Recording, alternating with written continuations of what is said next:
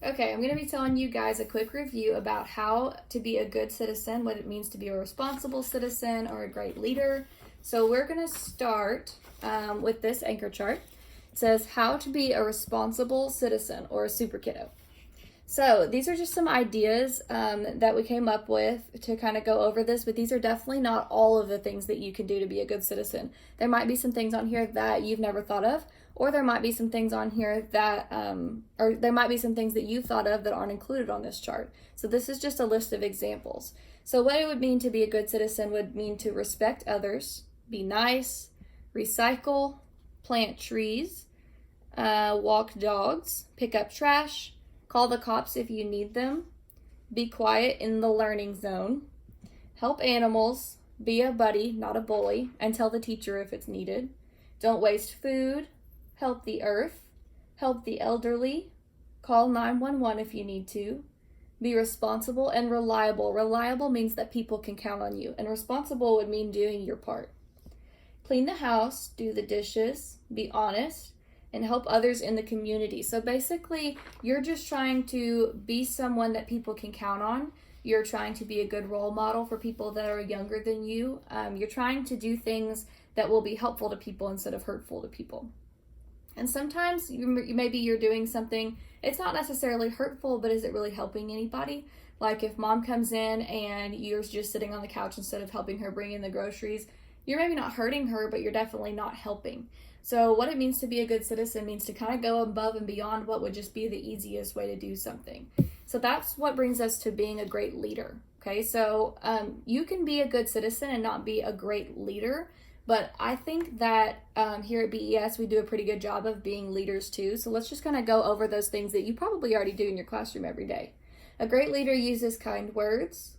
A great leader makes good grades. Now that looks different for everybody. Remember, we've talked about that before, like all I ask for is your best. So if you're giving me your absolute best every time, the number doesn't matter. So that's what that means. Good grades, it's going to look different for everybody. What that would mean during this time would be making sure that you do your choice boards every day and you watch your video lessons like you're supposed to, and you make sure that you get pictures sent to your teacher so that we can give you credit for the work that you're doing. A great leader helps others. A great leader follows the rules, even the rules that you don't like. A great leader is polite. A great leader works hard in everything they do, not just the things that they are interested in. A great leader shows respect and has a positive attitude. So sometimes that's kind of hard. You get down or you get started feeling sad about something. But a great leader, that doesn't mean that you're not allowed to feel sad or down about something. It just means that you feel those feelings and then you find something positive and you keep going on. You don't sit there and dwell on those things, because all that's going to do is bring you down and bring others down around you. So when you think about how to be a great citizen or a great leader, think about the people that you look up to in your life. Maybe it's your preacher or your baseball coach or an older brother or your uncle.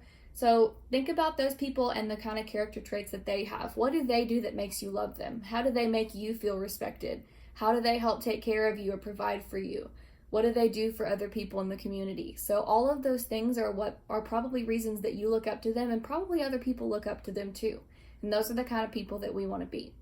So today for your choice board for government, last week you did task 1, which was to write your essay, and task 6, which was to do a little bit of research on people in our state government. So this week you're going to do tasks 2 and 8. So let's read those together. So task 2 says, build a leader. We all want to be sure that we have the best possible leaders making decisions for our country. But what does it mean to be a good leader? Draw a picture of a leader and write 5 traits that would make them a great leader for the country, and tell why that trait is important.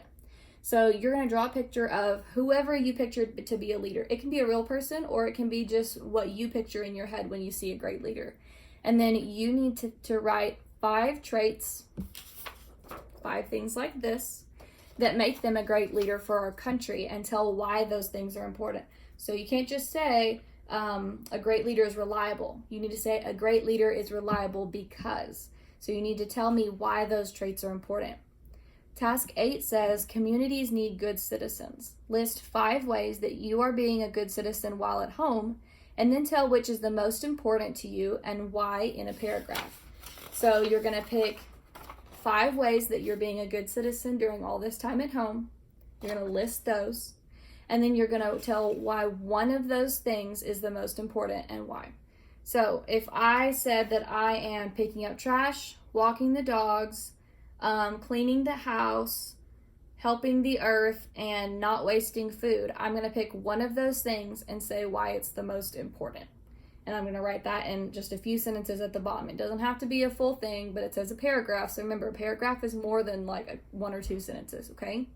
So that is everything that you have for social studies for the next 2 days as well. Make sure you're getting pictures taken of those and send them in. And if you have any questions, let me know.